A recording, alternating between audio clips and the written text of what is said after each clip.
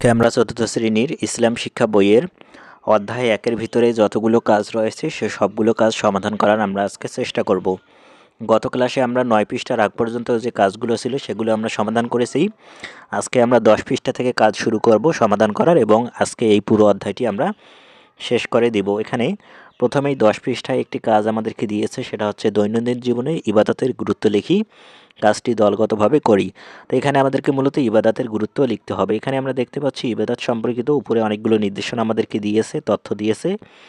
ওগুলো যদি আমরা খুব সুন্দরভাবে পড়ি তাহলে কিন্তু এই কাজটি আমরা সুন্দরভাবে করতে পারবো।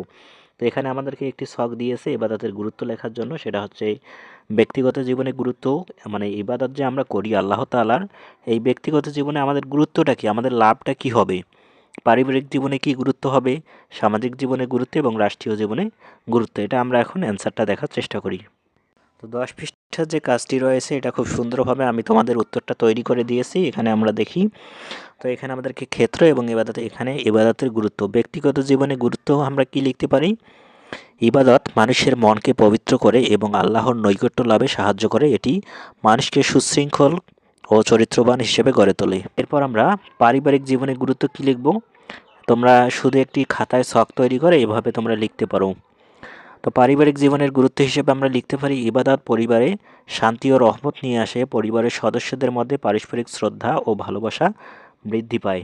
ইবাদতের মাধ্যমে কি হয়? পরিবারের সদস্যদের মধ্যে পারস্পরিক শ্রদ্ধা ও ভালোবাসা বৃদ্ধি পায়। এবং সামাজিক জীবনের গুরুত্ব কি? ইবাদত যেমন জাকাত, সদকা সমাজ থেকে দারিদ্র্য ও শ্রেণী বৈষম্য দূর করে। এটি মানুষের মধ্যে ঐক্য, ভ্রাতৃত্ব এবং সহমর্মিতা সৃষ্টি করে। এটা হচ্ছে সামাজিক জীবনের বৈশিষ্ট্য বা গুরুত্ব। এখন আমরা সবশেষে আমাদেরকে বলেছিল যে রাষ্ট্রীয় জীবনে গুরুত্বটা লেখো। তো এখানে আমরা রাষ্ট্রীয় জীবনে গুরুত্ব দিব ইবাদত পালনের মাধ্যমে নাগরিকদের মধ্যে সততা ও দেশপ্রেম জাগ্রত হয়। এটি সমাজে শান্তি শৃঙ্খলা প্রতিষ্ঠা করে এবং দেশের কল্যাণ কাজে কাজ করতে উৎসাহিত করে। তো এটা মূলত আমাদের 10 পৃষ্ঠায় যে কাজটি ছিল এটাই হচ্ছে তার অ্যান্সার। আশা করি তোমরা আজকের এই অ্যান্সারটি বুঝতে পেরেছো কিনা সেটা কমেন্ট করে জানিয়ে দাও। আর যদি ক্লাসটি ভালো লাগে তোমাদের বন্ধুদের কাছে শেয়ার করতে ভুলবে না। তো 10 পৃষ্ঠার যে কাজটি আমাদের ছিল সেটা আমরা সমাধান করলাম। এখন আমরা দেখতেছি পরবর্তী পার্টে সালাতের আহকাম এবং আরকান সম্পর্কিত একটি কাজ আমাদেরকে দিয়েছে, আমরা সেই কাজটি করার চেষ্টা করব। এখানে যে মূলত নামাজের যে বিভিন্ন বিষয়গুলো রয়েছে এগুলো খুব তোমরা সুন্দরভাবে পড়বে। যদি নিজেরা পড়তে না পারো তাহলে তোমাদের টিচারদের সাথে নিয়ে পড়বে, অথবা তোমরা যদি বলো আমাকে, তাহলে আমিও তোমাদেরকে সুন্দরভাবে এগুলো বুঝিয়ে দিতে পারবো। যেমন এখানে সানাটা তোমরা মুখস্থ করবে, কারণ এগুলো নামাজের দরকার হয়। রুকু করার নিয়ম এটা তোমরা শিখবে খুব সুন্দরভাবে, সিজদা কিভাবে করতে হয় সেটা শিখবে।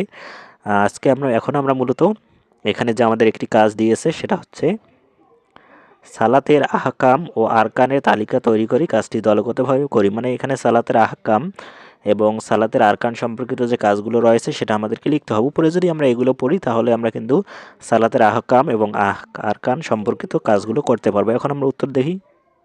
তো দেখো, সালাতের আহকাম মানে হচ্ছে বাইরের 7 ফরজ, মানে সালাতের বাইরে যে সব ফরজ 7টি ফরজ রয়েছে সেটা। আর সালাতের আরকান মানে হচ্ছে সালাতের ভিতরে, অর্থাৎ সালাতরত অবস্থায়।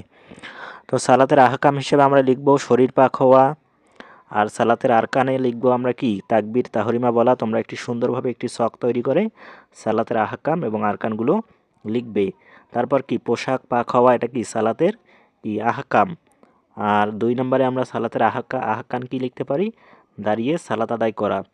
সালাতের 3 নম্বরে সালাতের জায়গা পাক হওয়া এবং সালাতের আরকান হচ্ছে কিরাত পড়া বা কোরআন থেকে যে কোনো একটি কিরাত তেলাওয়াত করা।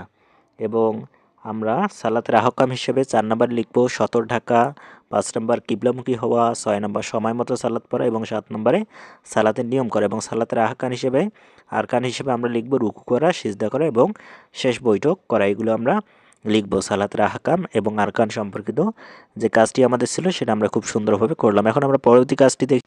তো এখানে আমরা দেখতে পাচ্ছি যে খ নম্বরে আমাদেরকে আরও একটি কাজ দিয়েছে, সেটা হচ্ছে শিক্ষককে দেখে অথবা ছবি বা ভিডিও দেখার মাধ্যমে সঠিক নিয়মে সালাতের অনুশীলন করি। কাজটি একাকী করি, অর্থাৎ এটা তোমাদের যখন শ্রেণীকক্ষে টিচাররা ক্লাস নেবে তখন তোমরা শিক্ষকদের কাছে এই বিষয়টি শিখে নিবে, অথবা ইউটিউবে তোমরা সালাতের ভিডিও পাবে, সেগুলো দেখেও তোমরা সালাতের যে নিয়মগুলো রয়েছে প্র্যাকটিক্যালি শিখবে একা একা এটা।